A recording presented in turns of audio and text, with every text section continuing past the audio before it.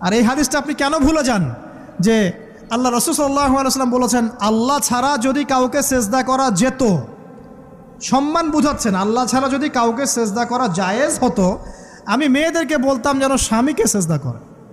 কেন? কারণ আপনাকে রেসপন্সিবিলিটি, আপনার খাবার, আপনার ফুড, আপনার শেল্টার, আপনার মানে পুরো দায় দায়িত্ব নিজের হাড় ভাঙা পরিশ্রম দিয়ে, জীবনের ঝুঁকি নিয়ে স্বামী আপনার জন্য করে। সে আপনার সম্মান পাওয়ার যোগ্য তো? সে কি আপনার সম্মান পাওয়ার যোগ্য নয়?